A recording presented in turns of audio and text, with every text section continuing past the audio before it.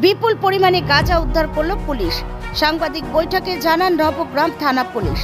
থানার সাফল্য, শিবপুর বাসস্ট্যান্ডে নাকা চেকিংয়ে প্রায় 80 কেজি গাঁজা সহ আটক গাড়ির চালক।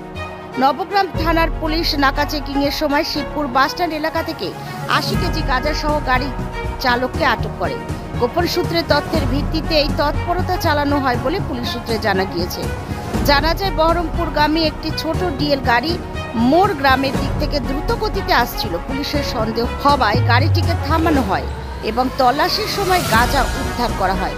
শিলিগুড়ি থেকে নদিয়ার দিকে পাচারের উদ্দেশ্যে যাচ্ছিল। ধৃত ব্যক্তির নাম বিশ্বমিত্র অধিকারী, বয়স 30।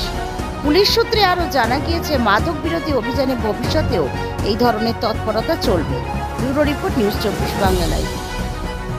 একটা সূত্র মারফত জানতে পারি যে শিলিগুড়ি থেকে একটা গাড়িতে করে কিছু মাদক দ্রব্য আসছে। তো সেই সূত্রের খবর অনুযায়ী আমরা শিবপুর বাস স্ট্যান্ডের কাছে সেই গাড়িটিকে আটক করি এবং আটক করার পরে সেই গাড়ি থেকে আমরা 80 কিলো 890 গ্রাম গাঁজা জাতীয় একটা মাদক দ্রব্য আমরা ওখান থেকে উদ্ধার করি। তো সে ব্যক্তির নাম হচ্ছে বিশ্বমিত্র অধিকারী। তিনি শিলিগুড়ি থেকে নদিয়ার দিকে আসছিলেন। তো নদিয়ায় সাপ্লাই দেওয়ার কথা ছিল এই যে মাদক দ্রব্য সেটা। তো মাঝপথে আমরা ডিটেইন করি। তো কত কিলো? টোটাল 80 কিলো 890 গ্রাম ছিল। এই ঘটনায় কয়জন এখন পর্যন্ত গ্রেপ্তার হয়েছে? একজনই, তার নাম হচ্ছে বিশ্বমিত্র অধিকারী, 38 অ্যারাউন্ড বয়স। আর কি কেউ এর পেছনে রয়েছে বলে আপাতত কিছু জানা যাচ্ছে?